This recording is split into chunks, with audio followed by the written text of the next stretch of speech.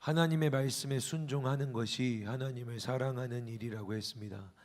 하나님 말씀에 순종하는 것, 하나님은 그걸 하나님을 향한 사랑으로 받으시고 또 사랑으로 경험하신다고 했습니다. 하나님을 사랑하는 사람은, 아니 하나님이 사랑하시는 사람은 하나님이 말씀에 순종하게 해주십니다. 내가 내 힘으로 내 마음에서 나오는 동력으로 순종하는 게 아니라 하나님이 그의 마음이 아니라 믿음에 넣어주셔서 그가 그 믿음으로 하나님의 말씀으로 순종하게 하신다 했습니다.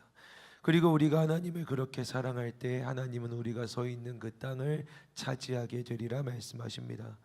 사랑하는 여러분, 여러분이 살아가는 자리, 여러분의 삶의 자리에서 직장이나 학교나 관계, 상황 속에서 문제가 아니라, 문제를 해결하는 것이 아니라 하나님을 사랑합니다. 말씀에 순종함으로 그냥 그 땅에서 여러분 서 있는 곳에서 하나님 말씀에 따라 살아감으로 주의 말씀에 청종하고 그 말씀을 지킴으로 그곳에 하나님 말씀 순종하는 이로 서 있을 때에 하나님은 하나님을 사랑하는 이가 서 있는 땅이 하나님의 땅이 여러분의 차지할 점령할 땅이 되게 하십니다. 여러분, 우리가 해야 하는 일은 여기에서 이 문제 있는 상황에서 어려움에서 어떻게 해결하지 도와주세요라고 구할 것이 아니라 바로 그곳에서 하나님을 사랑하는 일, 하나님의 말씀에 순종하는 일인 줄을 믿습니다. 한번 해보세요. 여러분이 있는 자리에서 내가 이 문제를 해결하기 위해 그 문제와 직면하여 그 문제에 대하여서 움직이는 것들을 포기하고 그저 하나님 말씀에 그 자리에서 순종해 보세요.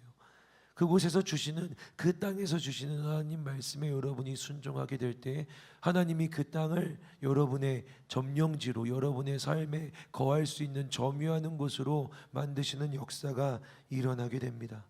하나님은요, 광야처럼 아무것도 없었던, 그리고 노예 생활에서 아무것도 가진 것이 없고 노예였던, 그냥 빈털터리였던, 아무도 찾지 않는 버려진 이스라엘 백성을 불러내어서 광야로 진짜 보내십니다. 광야 같은 존재인 이스라엘 백성을 광야로 보내셔서 그곳에 있게 하십니다. 광야 같은 이들이 광야에 서게 된 거죠. 광야 같은 존재가 광야에 서 있습니다.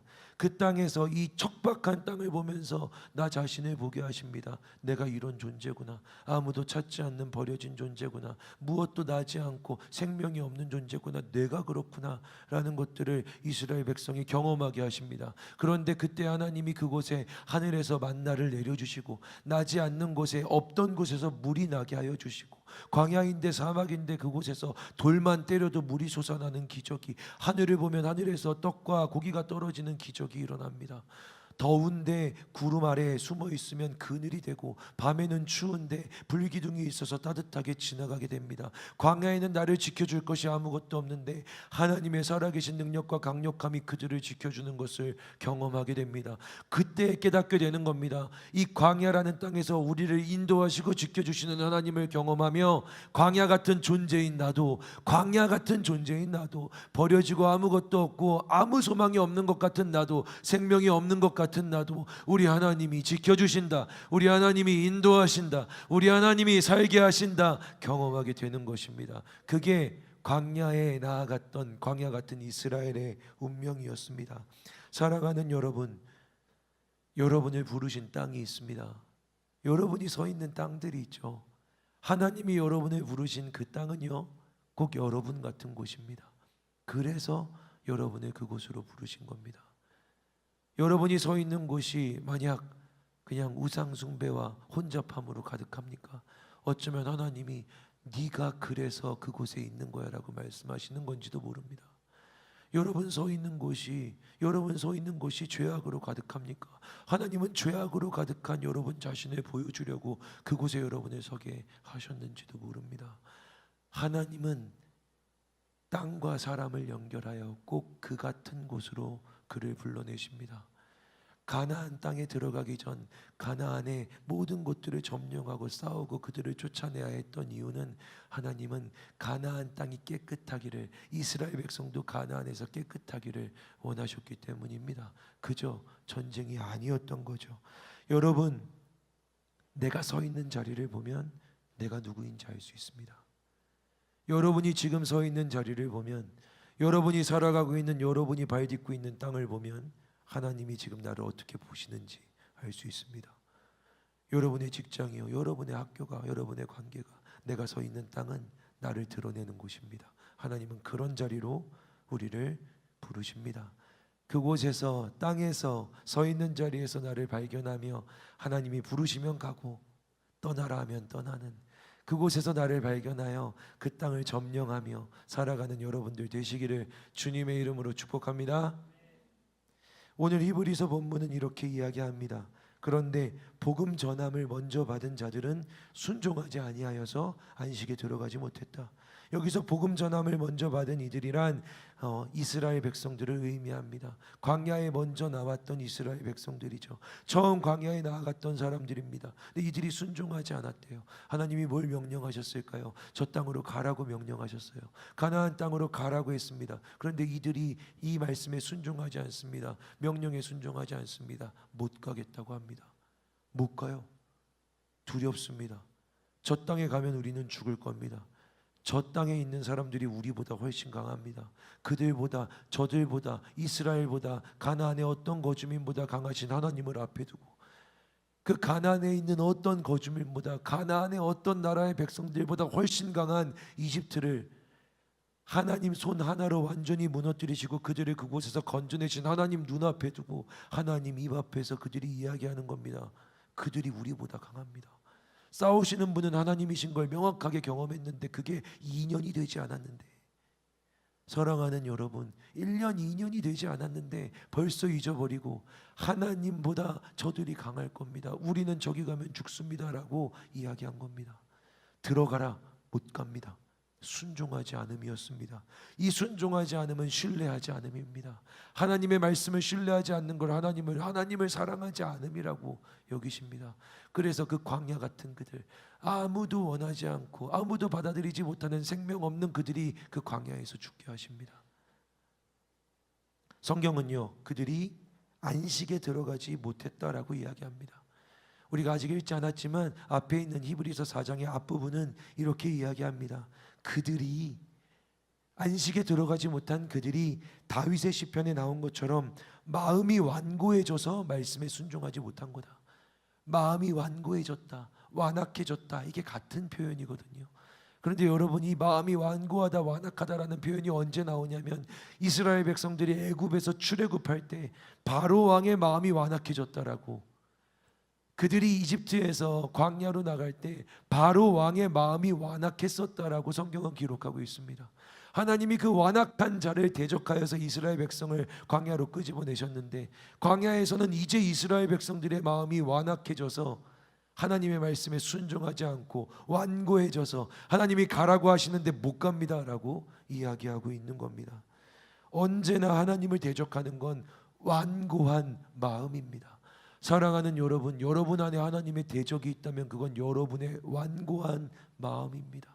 하나님은 그 마음을 대적하십니다. 여러분 안에 완고함이 있습니까? 이 완고함이란 딱딱함, 강함, 고집이 있는 것, 단단한 것, 그런 것들을 의미합니다.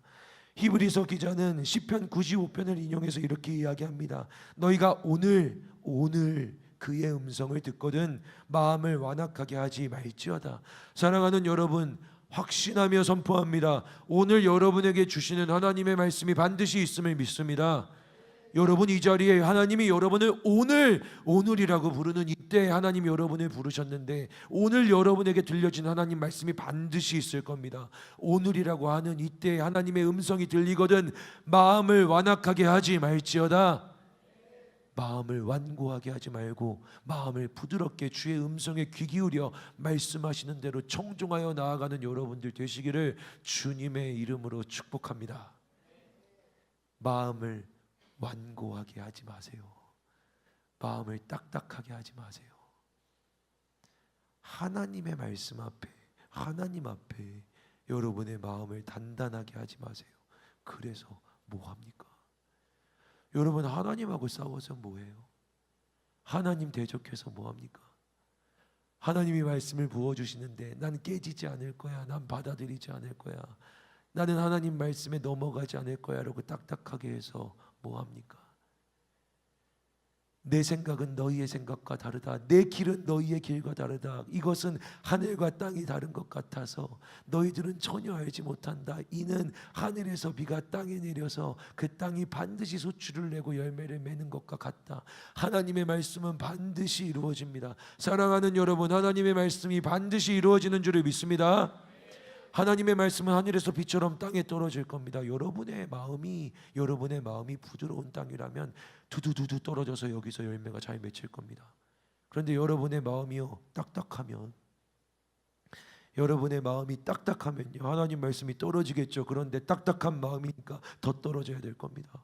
그죠? 아직도 단단하니까, 완전히 메말라 있으니까, 완전히 딱딱하게 굳어 있으니까 하나님의 말씀이 비처럼 뚝뚝뚝 떨어질 겁니다. 안 깨지면 떨어질 때까지, 안 깨지면 깨질 때까지, 갈라진 틈이 메워질 때까지 하나님 말씀이 떨어질 겁니다. 버티는 건 여러분의 자유지만 고생도 여러분의 몫입니다. 협박하는 게 아니라 하나님의 말씀은요 반드시 열매 맺습니다. 그러니 오늘 그의 음성을 듣거든 마음을 딱딱하게 하지 마시기를 주님의 이름으로 축복합니다. 하나님하고 싸우지 마세요. 하나님을 대적하지 마세요.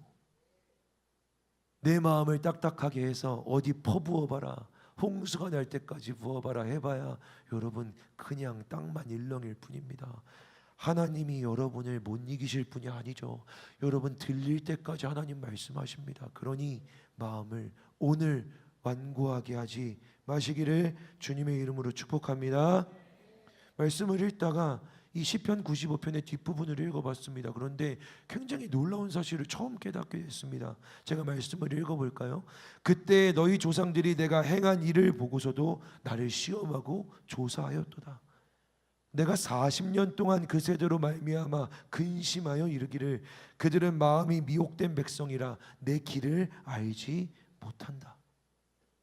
여러분, 우리는 그렇게 알고 있잖아요. 하나님께 이스라엘 백성들이 대적해서 40년 동안 하나님이 광야에서 뺑뺑이 돌렸다라고 우리는 알고 있잖아요. 근데 시편 95편에서 다윗은 이렇게 기록하고 있습니다. 그때의 하나님의 음성으로 내가 너희 조상들이 내가 행한 일을 보고서도, 하나님이 행하신 그 모든 일들을 날마다 보면서도, 그들을 애굽에서 10가지 재앙으로 구해내신 하나님이 아침과 밤으로 구름 기둥과 불 기둥으로 만나와 메추라기로 하나님이 날마다 그들을 살리시고 그 바위를 갈라서 물을 내시는 걸 하나님이 행한 일을 보면서도 하나님을 시험하고 조사했다. 이게 무슨 뜻입니까? 하나님을 시험하고 마치 형사가 죄인을 취조하듯, 진짜 그래요? 진짜 맞아요? 하나님 할 수 있어요? 조사했다는 겁니다. 여러분은 아닙니까? 여태까지 하나님이 행한 일을 다 알고 있으면서도 하나님이 내 삶에 지금부터 태어나는 순간부터, 아니 창조전부터 나를 향한 계획을 가지고 계시는 하나님께서 지금 이 순간 자라나와 20살, 30살, 40살이 될 때까지 인생을 내내 지키고 보호하셨던 그 하나님을 알고 있으면서도 하나님을 여전히 시험하고 조사했다. 감히 하나님을 조사한다고요. 하나님 맞나? 일을 행하셨나? 하나님이 기억하고 계신데요. 하나님 기억하고 계시거든요. 내가 너를 여기서 건져냈다고, 내가 너를 살려냈다고, 내가 너에게 날마다, 지금도 어젯밤에도 만나를 내려주었는데 너는 시험하는구나, 너는 나를 조사하고 있구나. 내가 그 일을 할 수 있는지 없는지, 내가 너를 지킬 수 있는지 없는지, 내가 너를 이끌어갈 수 있는지 없는지를 너는 시험하고 조사하고 있구나. 그래서 내가 40년 동안 뺑뺑이를 돌린 게 아니라 40년 동안 이 세대로 말미암아 하나님이 근심하셨답니다. 40년을 하나님이 근심하신 거예요. 사랑하는 여러분, 여러분의 인생은 지금 어떻습니까? 하나님을 기쁘시게 하고 있습니까? 아니면 하나님을 근심하게 하고 있습니까? 광야에서 왜 그들이 40년을 돌았을까요? 그들의 마음이 미혹됐기 때문입니다. 그들은 마음이 미혹된 백성이라 내 길을 알지 못하였다.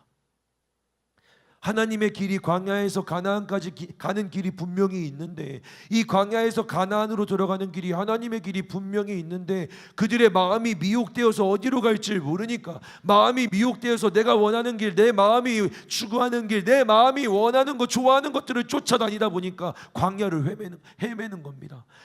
광야에서 가나안 가는 길은 하나님만 알고 계시는데, 하나님이 같이 가셔야 되는데 자기 마음에 미혹된 대로 왔다 갔다 하니 40년을 헤맨 겁니다. 사랑하는 여러분, 헤매고 계세요?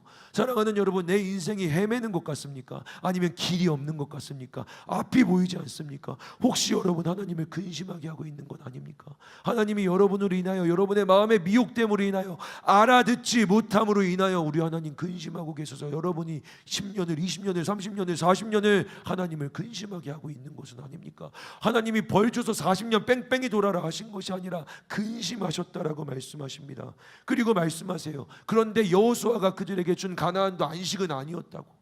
이게 얼마나 충격적인 말입니까? 그 고생을 해서 가나안에 들어갔는데 거기에서도, 그 가나안 땅에서도 그들은 안식을 얻지 못했다. 왜냐하면 거기서도 하나님의 길을, 하나님의 마음을 얻지 못했기 때문에, 그들의 마음이 미혹되었기 때문에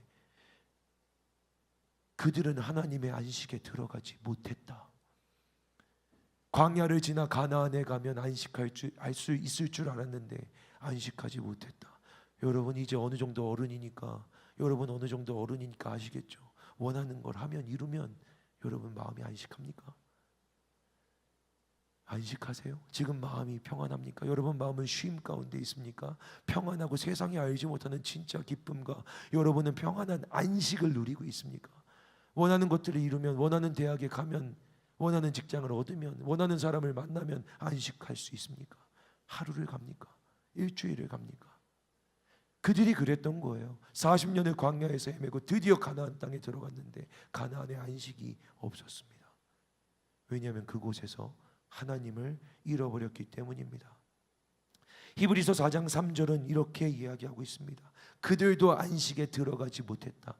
그들이 내 안식에 들어오지 못하리라 하셨다 하였으나 사실은 세상이 창조된 때부터 그 일이 이루어졌느니라. 너희들은 안식에 들어가지 못해. 너희들은 안식으로 들어갈 수 없어. 근데 이건 세상이 창조된 순간부터 일어났던 일이야. 여러분, 세상이 창조되었던 순간에 하나님 안식에 들어가지 못한 사람이 있다면 누구일까요? 두 사람입니다. 세상이 창조되던 순간에 하나님의 안식에 들어가지 못했던 사람이 있다면 누구였을까요? 종규야? 두 사람이야. 이 사람들의 이름은 창세기 1장부터 3장에 나오지. 아담과 하와입니다. 창세기 1장에 3장에 나오는 아담과 하와라는 사람들이 안식에 못 들어갔습니다. 왜 못 들어갔을까요? 그들이 한 행동이 성경에 기록된 건 하나밖에 없어요. 뭐냐면 불순종한 것이죠. 그래서 그들이 더 이상 하나님과 동행할 수 없었습니다. 그런데 하나님과 동행하지 않음이 명백하게 그들의 거주지 이전으로 보여집니다. 그들은 하나님과 동행할 땐 에덴 동산에 살았고 하나님께 불순종하니 에덴 동산에서 쫓겨났습니다. 그런데 하나님이 이렇게 말씀하시는 거예요. 그들이 하나님의 안식에 들어오지 못했다. 하나님의 안식에. 자, 그러면 여러분, 하나님의 안식은 무엇입니까? 여기가 에덴 동산이야. 이 에덴 동산에 아담과 하와가 있어요. 하나님과 아담과 하와가 같이 있으면서 하나님의 안식을 경험하고 있었거든. 불순종해서 여기서 쫓겨났어. 그래서 하나님 말씀하시는 거야. 그들은 내 안식에 들어오지 못한다. 자, 그러면 여러분, 하나님의 안식이란 무엇입니까? 우진아, 뭘까? 자, 잘 봐봐. 이 동그라미가 에덴 동산이야. 동그라미가 에덴 동산이다. 이 동그라미 안에 하나님과 아담과 하와가 있으면서 안식을 누리고 있었다고. 근데 불순종했어. 그래서 아담과 하와가 쫓겨났어. 이렇게 하면 여러분 앞에 안 앉겠다, 그죠? 미안하다. 다음엔 안 그럴게. 아담과 하와가 쫓겨났어요. 그리고 하나님이 이들이 두 사람이 하나님의 안식에 들어오지 못한다고 합니다. 동그라미는 에덴 동산이야. 하나님의 안식은 무엇일까요? 아이고야. 에덴 동산입니다. 하나님의 안식은 에덴 동산이었죠. 하나님은 하나님의 안식을 에덴 동산에서의 안식으로 기억하고 계시는 겁니다. 하나님은 그 일이 하나님께 안식이었던 거예요. 하나님이 쉴 일이 뭐가 있어? 하나님께 쉼이 왜 필요해? 근데 하나님은요, 6일 동안 일을 했는데 7번째 날 사람이 창조되고 그 다음 첫 번째 날을 맞았는데 이제 하나님의 창조가 끝냈는데 사람이 하나님 앞에서 감격하는 거야. 와, 하나님 저 태양이 너무 예뻐요. 하나님 저 구름이 너무 멋있습니다. 하나님 이 사자라는 동물이 진짜 위험 있네요. 사람이 하나하나 놀라면서 하나님 보여주신 것, 창조하신 것들을 하나하나 기뻐하면서 하나님께 말씀드리는데 그게 하나님이 너무 좋은 거야. 하나님이 창조를 했는데 이 사람이 하나님께 와서 하나님 지은 게 너무 좋아요. 하나님 지으신 세계가 너무 아름다워요. 하나님 제 눈앞에 있는 살아다니는 모든 생명체가 너무 멋져요 라고 하나님께 말씀드리는데 그게 하나님께 너무 좋은 거야. 그래서 하나님이 이 일을 계속하자라고 하시는 거지. 7번째 날 내가 쉬었거든. 아무것도 안 했는데 아무것도 안 하고 네가 나를 찬송하니까 내가 너무 좋구나. 이 백성은 내가 나를 위하여 지었나니 나를 찬송하게 하려 함이라. 하나님은 기억하시는 거야. 말씀하시는 거야. 나를 찬송하는 게 너무 좋아서. 그래서 이제부터 이 7번째 날을 안식일이라고 하자. 이날 너랑 나랑 아무것도 하지 말고 우리 안식하자. 너는 나를 계속해서 찬송해. 난 그게 좋으니까. 자, 그러면 여러분 이 안식은 누구의 안식입니까? 하나님의 안식입니까? 사람의 안식입니까? 하나님의 안식이죠. 하나님이 이게 좋으신 겁니다. 하나님의 안식, 사람이 하나님의 안식으로 들어오는 거. 여러분 오늘은 주일이지만 하나님께 안식일의 의미를 갖고 있는 일요일, 주님의 날, 주일, 안식일의 의미를 갖고 있습니다. 여러분 하나님은 오늘 이 예배 가운데 안식하기를 원하십니다. 하나님을 안식하게 하시도록 주의 말씀에 순종하며 주님의 동산으로 들어오는 여러분들 되시기를 주님의 이름으로 축복합니다. 여기까지 왔는데 마음을 저기다 두고 있지 마세요. 여기까지 왔는데 언제 갈까? 언제 나갈까? 생각하지 마세요. 여러분 목사님 설교가 길어지면 목장 모임이 짧아질 것 같은데 어떡하지라고 생각하지 마세요. 그런 목장 모임이 왜 필요합니까? 목장 모임 하려고 교회 오셨어요? 하나님 예배하러 왔어요? 목장 모임 하러 왔어요?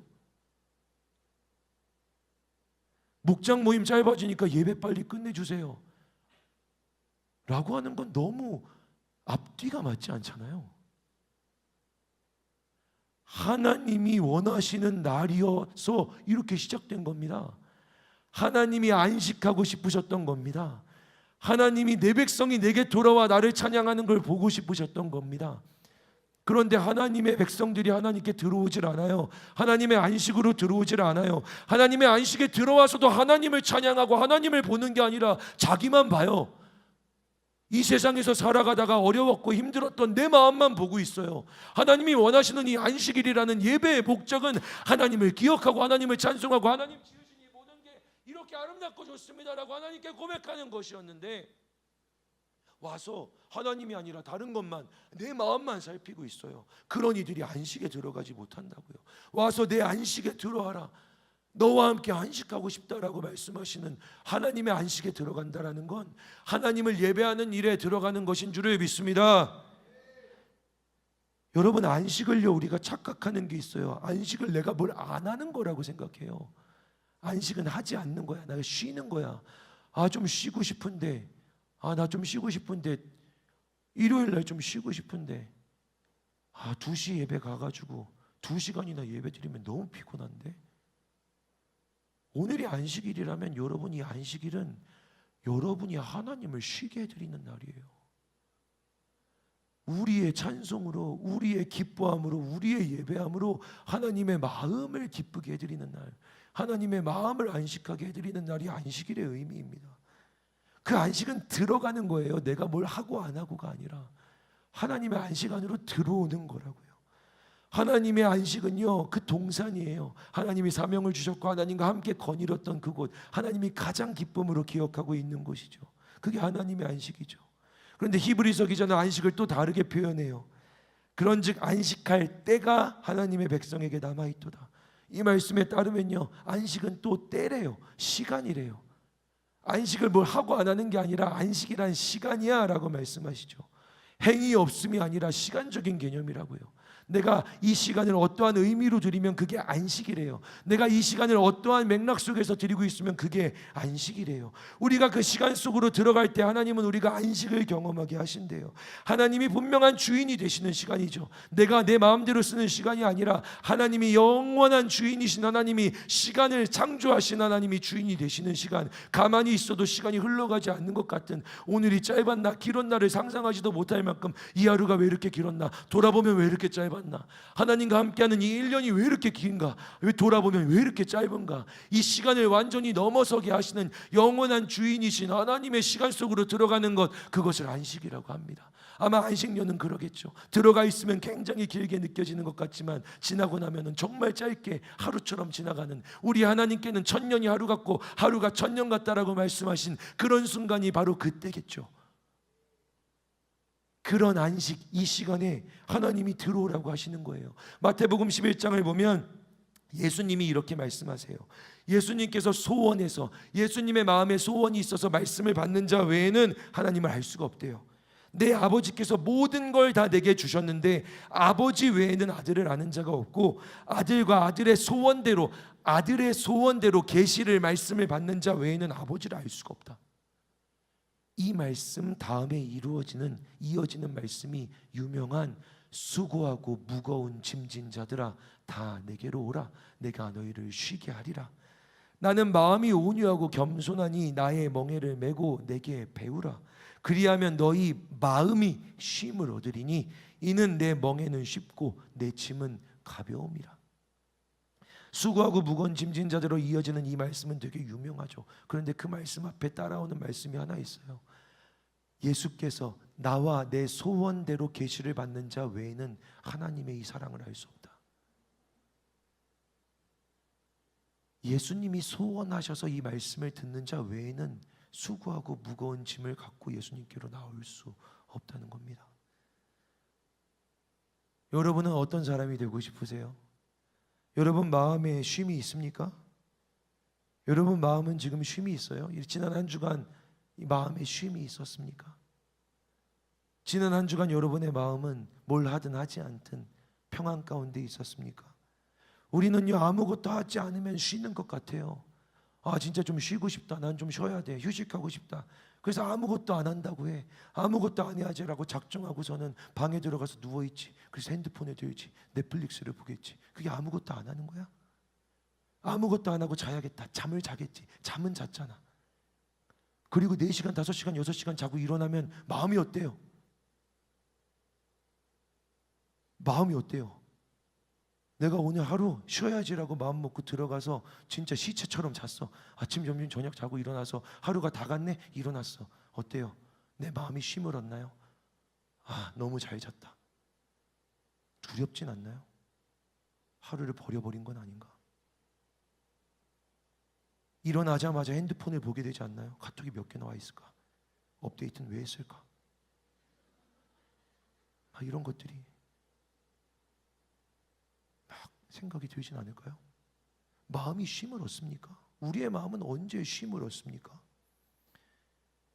일을 해도 바빠도 분주해도 여러분 마음이 쉴 때 쉼을 얻는 거예요. 바빠도요, 진짜 분주해도 마음이 쉼을 얻을 때가 있습니다. 마음이 쉼을 얻을 때요.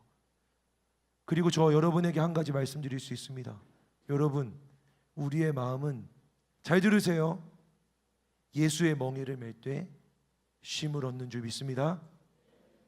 진짜 바쁘고 분주한데 정신 없는데 그게 예수의 멍에면, 그게 예수님과 함께 매는 멍에면요, 마음이 쉬고 있습니다. 왠지 아세요? 예수님이 주인이니까, 예수님이 다 하시니까, 내가 할 일이 없으니까, 내가 막 바쁘게 움직이고 있는데 책임도 일도 결론도 다 예수님이 하시니까 마음이 쉼을 얻는 겁니다. 예수의 멍에를 맬 때만 마음이 쉼을 얻습니다. 진짜 쉼을 얻기를 원하십니까? 진짜 쉼을 누리기 원하십니까? 여러분, 나 좀 안식하고 싶어, 내 마음이 쉬었으면 좋겠어라고 여러분 느끼십니까? 그러면 예수의 멍에 예수의 짐을 지게 되시기를 주님의 이름으로 축복합니다. 아무나 할 수 있는 거 아니에요. 예수님이 소원하시는 자만, 예수님이 소원하셔서 예수님이 말씀을 들려주시는 자만 예수의 멍에를 맬 수 있습니다. 저라면 소원할 것 같은데요. 저라면 기도할 것 같은데요. 예수님, 저에게 멍에를 매게 해주시기를 소원해 주세요. 아무나 하시는 게 아니라고. 이게 무슨 길바닥에 널려있는 예수의 멍에다 해가지고 맬 거야 말 거야가 아니라고요. 이건 특권입니다. 예수가 원하시는 분만 멍에를 맬 수 있습니다. 성경에 기록되어 있잖아요. 예수가 원하시는 분만, 예수가 원하시는 사람만 그 멍에와 짐을 맬 수 있습니다. 그리고 멍에와 짐을 매는 사람의 마음은 쉼을 얻는답니다. 저는 예수의 멍에를 메고 예수의 짐을 지고 살아가고 있습니다. 목사님 되게 바쁘고 목사님 되게 분주하지만 예수의 멍에를 가장 바쁘게 순전하게 맬 때 마음이 쉼을 얻음을 경험합니다. 목회를 시작하겠다고 결단하고 지난 18년의 삶이 그랬습니다.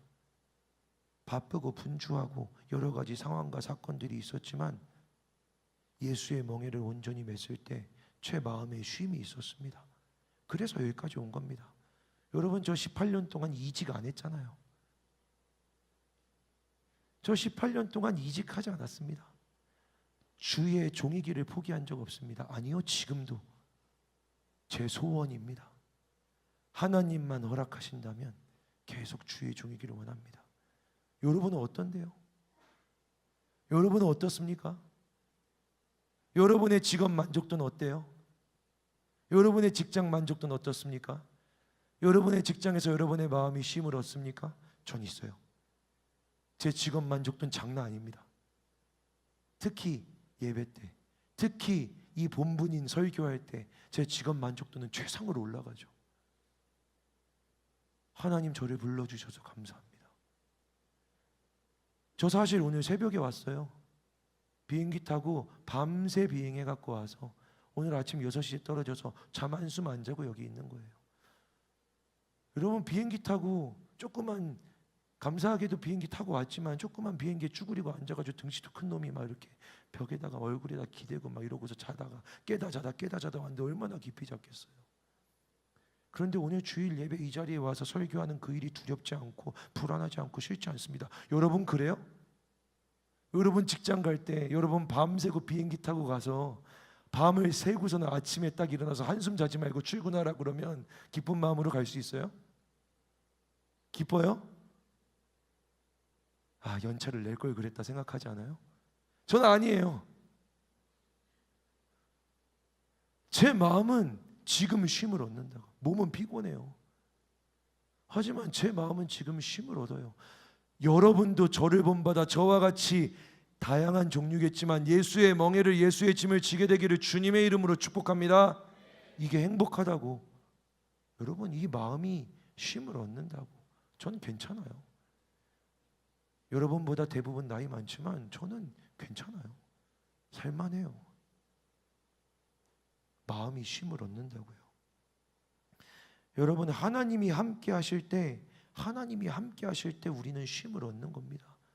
예수님과 멍에를 같이 맬 때 쉼을 얻는 겁니다. 그래서 히브리서 기자는요 4장 11절에서 하나님의 마음을 전해요. 그러니까 너희들은 저 안식에 들어가기를 힘써라. 누구든지 저 순종하지 아니하는 본에 빠지지 말아라. 안식에 들어가는 것과 순종하지 않는 게 반대말이래요. 안식에 들어가는 것의 반대는 순종하지 않는 거래요. 그러면 자, 어렵지 않아요? 안식에 들어가는 게 순종하지 않는 거야. 그럼 안식은 뭐? 안식은 뭐야? 이사가. 안식의 반대는 순종하지 않는 거. 그럼 안식 이퀄 순종하는 거죠. 안식에 들어가기를 힘써라라는 말씀은 무슨 말입니까? 순종하기를 힘쓰라는 거예요. 힘써서 순종해라. 수고하고 무거운 짐진 자들아 다 내게로 와라. 내가 너희를 쉬게 하리라. 순종해라. 내게 와. 이것도 명령이에요. 더럽게 말 안 듣고 예수님이 오라고 하는데 안 오고, 네 수고하고 무거운 짐 갖고서는 내게 와서 십자가에 내려놓고, 네 짐은 무겁잖아, 네 짐은 수고한 거잖아, 너 짐 지금 지기 힘들잖아, 그 짐 지고 이렇게 살아가고 있는데 네 마음이 쉼이 없잖아, 내려놓으라고. 그거 내려놓으면 내가 쳐줄 테니까. 대신 내 짐은, 내 멍에는 쉽고 가벼우니까 이거 메고 나랑 같이 가자. 그게 네 마음의 쉼이야. 여기 나 자빠져 있어봐야 아무것도 안 해. 넷플릭스나 보겠지. 나랑 같이 가자. 나랑 같이 걷자. 내가 너의 짐을 져줄게. 내가 너와 함께 걸어줄게. 내 짐은 쉽고 가벼우니까. 나는 마음이 온유해서 언제나 너에게 따뜻할 거니까. 나는 너를 포기하지 않을 거니까. 내가 너를 내 손바닥에 새겼고 너는 나에게 잊혀지지 않을 거니까. 내 의로운 오른손으로 너를 붙들어 줄 거니까. 어미가 어찌 자식을 잊어버리겠느냐. 엄마가 어떻게 자기가 낳은 자식을 잊어버리겠느냐. 내가 너에 대해서 그렇다. 너를 내 손바닥에 새겼고 너를 놓지 않는다. 나와 함께 가자. 예수님이 말씀하십니다. 그래야 너의 마음이 쉼을 얻으리라. 예수님이 근데 명령을 뭐라고 하세요? 뭐라고 명령하셨어? 뭐라고 명령하셨어? 수고하고 무거운 짐진 자들아 다 내게로 와라. 동사가 뭐예요? 수고하고 무거운 짐진 자들아 주어잖아. 어려워요? 주어. 다 내게로 보어? 난 잘 몰랐어. 뭐라고 합시다. 동사. 동사 뭐예요? 동사가 수고하고 무거운 짐진 자들아 다 내게로. 하나님의 명령 어디 있습니까? 오라고. 예수님이 동산에서 부르시는 거예요. 오라고. 오라고. 안식에 들어오라고. 안식이 뭐라고? 말씀에 순종이라고. 여러분 생각하죠? 말씀에 순종하는 거 무겁다고. 아니, 하나님 말씀에 순종하는 것만큼 우리의 마음에 쉼이 되는 건 없습니다. 말씀에 순종하는 게 무섭지 하나님 말씀에 순종하는 것만큼 인생을 편하게 하는 것은 없습니다. 하나님 말씀에 순종하며 살아가는 것만큼 단순하고 명쾌하고 힘 있는 삶은 없습니다. 여러분이 그러한 삶을 살게 되기를 주님의 이름으로 축복합니다. 그게 안식입니다. 말씀에 순종해요. 주 뜻대로 살아가면 하나님이 책임져 주시는 거. 그래서 하나님의 말씀에 대한 설명이 이루어지는 거예요. 하나님의 말씀은 살아있고 활력이 있어 좌우의 나의 손은 어떤 검보다도 예리하여 혼과 영과 및 관절과 골수를 찔러 쪼개기까지 하며 또 마음의 생각과 뜻을 판단한다고. 오, 너무 무섭다. 하나님의 말씀이 칼과 같이 날카로워서 나를 찌르고서는 혼과 영과 관절과 골수를 찔러 쪼갠데 마치 닭뼈를 발라내듯이 나를 이렇게 막 쪼개내는 거야. 하나님이 무섭잖아요. 아플 것 같잖아요. 근데 어떻게 그게 나한테 안식이 되지? 하나님이 하나님의 말씀으로 우리를 찔러서 드러내시니까. 내 마음과 생각과 뜻을 나도 모르는데 하나님의 말씀이 내 마음과 생각과 뜻에 박히면 날카롭고 강력해서 그 마음의 생각과 뜻을 가르고 내 마음과 생각과 뜻이 맞는지 아닌지를 하나님이 판단해 주시니까. 여러분 그게 제일 걱정되는 거 아니야? 여러분 우리를 제일 두렵게 하는 게 그거 아니야? 내 마음이 맞는지, 내 생각이 맞는지, 내 뜻이 맞는지, 이렇게 걸어가면 그게 맞는 길인지 아닌지, 그게 제일 두렵잖아. 내일을 살아갈 때 제일 무서운 게 뭐야? 내가 맞는 판단을 하는 건지, 결정할 때 제일 두려운 게 뭐야? 이 선택이 맞는 건지. 그런데 하나님 말씀이 날카로워서 나에게 찍히면, 내 마음과 생각과 뜻에 찍히면 찍어내고 갈라내어서 완전히 깔끔하게 마음의 생각과 뜻이 맞는지 아닌지 하나님의 뜻으로 밝혀준다고. 이것만큼 편한 게 어디 있어? 그게 우리를 제일 힘들게 하는 거잖아. 내 마음이 맞나? 내 생각이 맞나? 내 뜻이 맞나? 이거 맞아. 이게 우리를 제일 힘들게 하잖아. 그래서 우리 마음이 못 쉬는 거잖아요. 근데 하나님의 말씀이 그 일을 한다고. 하나님의 말씀이 명확하게 내게 들어와서 찍히면 관절과 골수를 찔러 쪼개고 마음의 생각과 뜻을 판단한다고. 할렐루야. 오늘 하나님 말씀이 칼과 같이 날카롭게 여러분을 찔러 쪼개요. 여러분이 갖고 있었던 마음과 생각과 뜻이 맞는지 아닌지, 옳은지 틀린지, 그게 선한지 악한지, 그게 진짜 하나님의 것인지 아닌지 하나님이 드러내어 주시기를 주님의 이름으로 축복합니다. 싸우지 마세요. 내 마음이 돌처럼 딱딱하니까 하나님 칼이 부러지리라고 기대하지 마세요.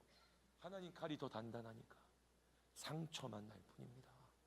마음을 오늘이라고 하는 이 시간에 너희들의 하나님의 음성을 듣거든 마음을 완악하게 완고하게 하지 마라. 그냥 하나님께 맡겨드려라. 하나님의 칼이 나를 수술해서 찔러 쪼개어 드러내시기를 바라. 그게 만물이 지으신 것 중에 하나도 그 앞에 드러나지 않은 것이었고 우리의 결산을 우리의 결론을 보실 이 앞에 벌거벗은 것 같이 드러나는 일이다 라고 하면서 우리 본문이 끝납니다. 여러분 벌거벗은 것 같이 드러나는 거래요. 진짜 그러겠지. 하나님 말씀이 우리의 마음과 생각 같아서 이렇게 바뀌고 찍혀가지고 이게 찔러 쪼개고 내 마음이 틀렸구나, 내 생각이 틀렸던 거구나, 내 판단이 틀렸던 거구나 드러나면 부끄럽겠지, 벌거벗은 것 같겠지. 그러면 수치스럽고 싫은데, 나는 그렇게 되기 싫은데 라고 우리는 생각하잖아. 그런데 여러분, 이 성경에 나오는 모든 이야기 중에 인간이 벌거벗었던 장소, 그런데 부끄럽지 않았던 장소가 딱 한 곳 있습니다. 어딘가요? 에덴 동산입니다. 인간이 죄로 타락하기 전에 에덴 동산에선 사람이 다 벌거벗고 있었어요.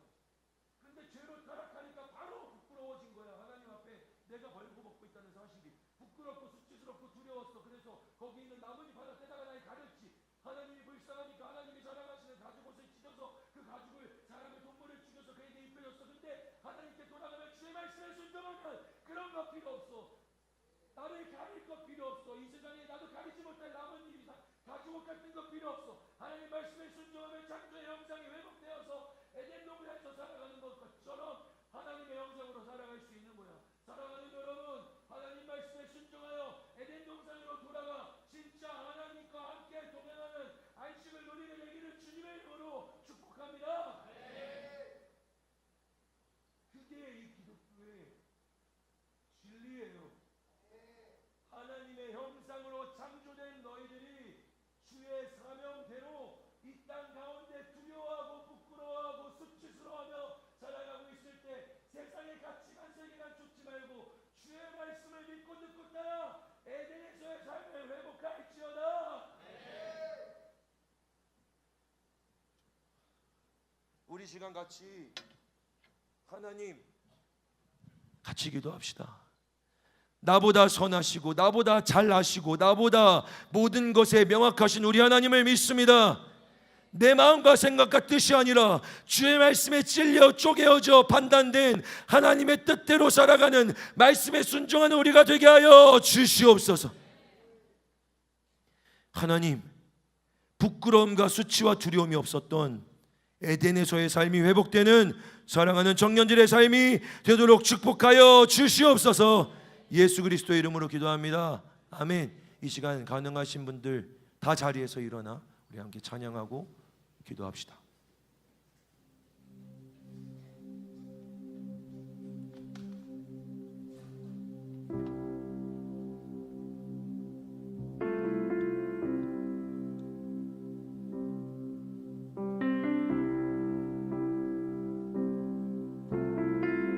사랑해요. 사랑해요. 신실하신 나의 주님,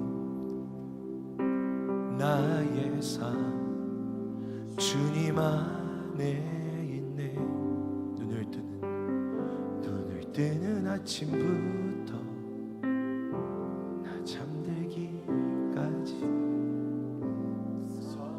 아침부터 밤까지 주님 찬양하는 것, 이게 동산에서의 삶입니다. 사랑해요. 사랑해요. 신실하신 나의 주님, 주님의 것입니다. 나의 삶 주님 안에 있네. 이렇게 살게 하소서. 눈을 뜨는 아침부터 나 잠들기. 아멘. 오 선하신 주를 노래하니, 신실하신 나의 주님,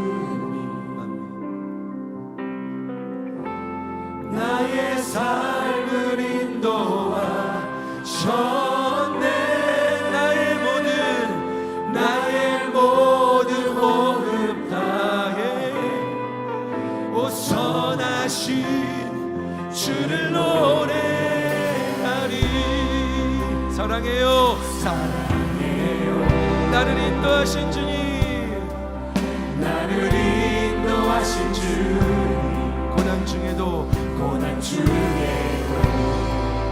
나와 함께 하셨네. 내 아버지 되신, 내 친구 되신 주 고백합니다. 나의 삶 주님 안에 있네. 할렐루야.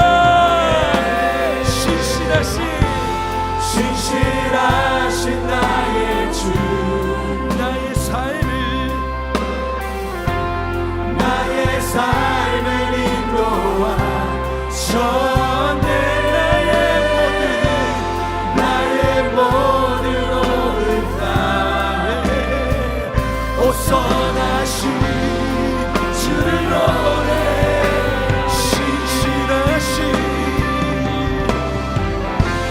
신실하신 나의 주 나의 삶을 인도하셨네 나의 삶을 인도하셨네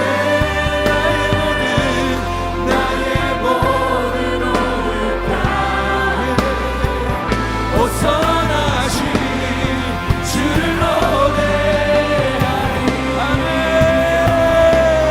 주님의 선하신 나를 인도하시네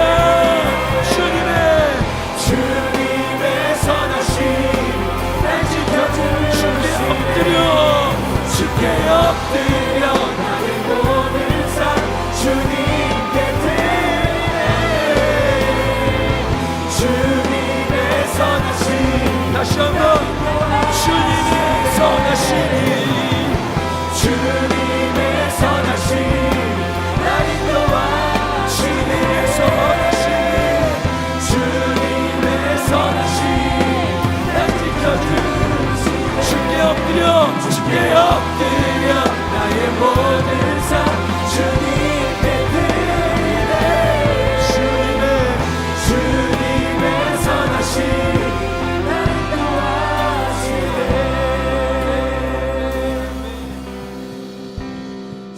신실하신 나의 주님 나의 삶을 인도하셨네 나의 모든 오금 다해 오선하신 주를 노래하리 주님께 영광의 박수 올려드립시다.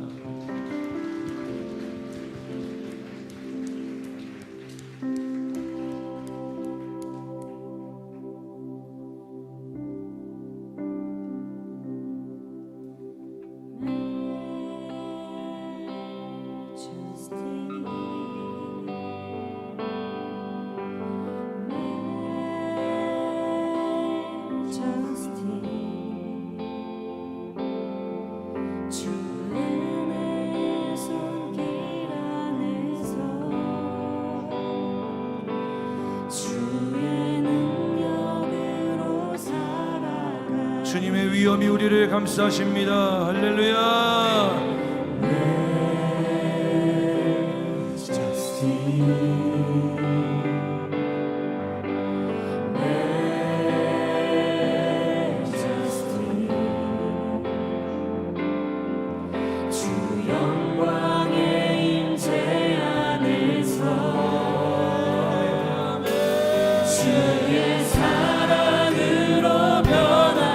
우리 목소리 높여 Majesty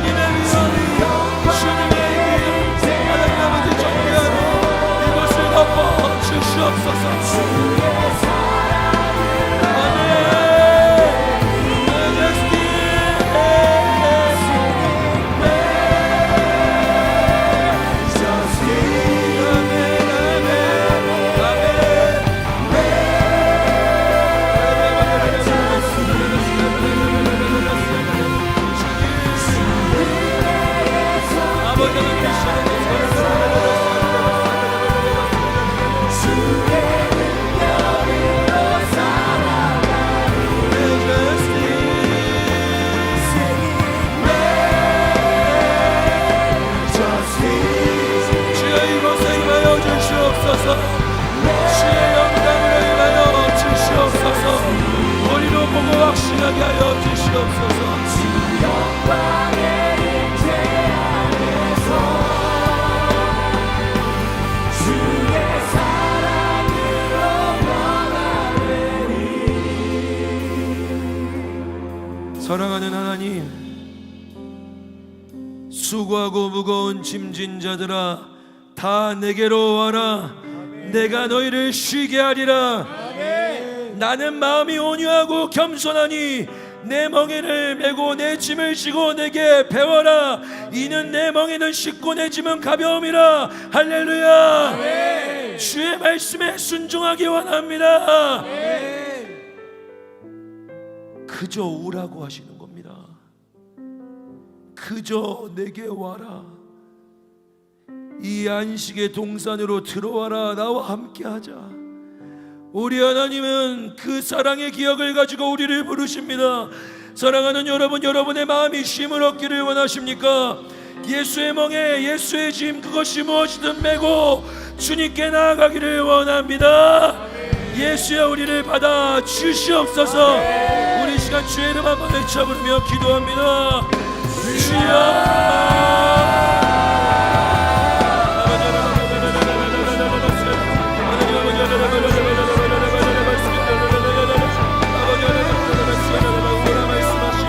내게로 오라고 말씀하시는 내게로 와라. 내게로 와서 나의 멍에를 메고 내 짐을 지고 내 마음이 힘을 얻어라. 이는 내 멍에는 쉽고 내 짐은 가벼우니라. 우리 하나님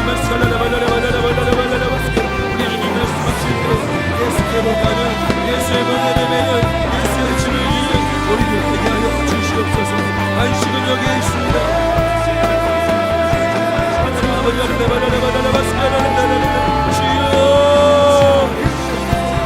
하나님 사랑의 쉼을 얻기시옵소서. 두렵고 불안하며 부끄러운 가운데 살아가는 이들에게 아버지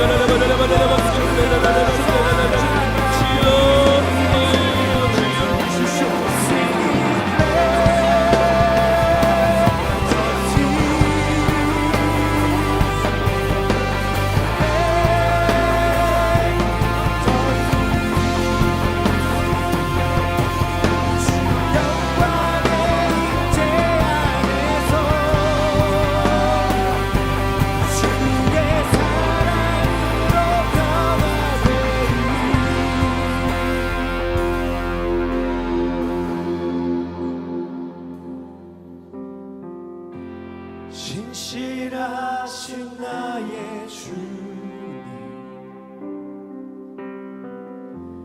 나의 삶을 인도하셨네. 나의 모든 오급 다해 벗어나신 주를 노래. 우리 기도의 고백으로 이 찬양의 가사를 신실하신 나의 주님, 나의 삶을 인도하셨네.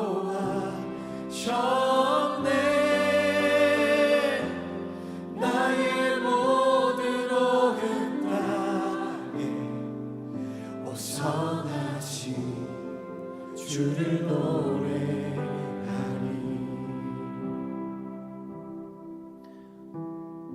창조의 첫 시간 에덴 동산에서 함께했던 그 순간을 기억하시면서 나의 안식으로 들어오라 말씀하시는 하나님의 마음을 느끼며 이 예배 가운데 우리 하나님께로 그 안식으로 오라고 하시는 말씀에 순종하여 나아가는 우리가 되게 하여 주시옵소서. 수고하고 무거운 짐진 자야, 거기 앉아서 그 수고하고 무거운 짐 그대로 들고 있지 말고 내게로 와라. 내게로 와라. 내게로 오라. 순종하며 예수께 나아가 내 짐은 벗고 예수의 멍에와 짐을 맬 때 예수와 함께 걸어가는 동산의 축복을 경험하게 하여 주시옵소서. 마음이 쉼을 얻으리라 하셨으니 진짜 안식을 누리게 하여 주시옵소서. 감사하며 예수 그리스도의 이름으로 기도합니다. 아멘. 우리 하나님께 영광의 박수 올려드립시다. 아멘.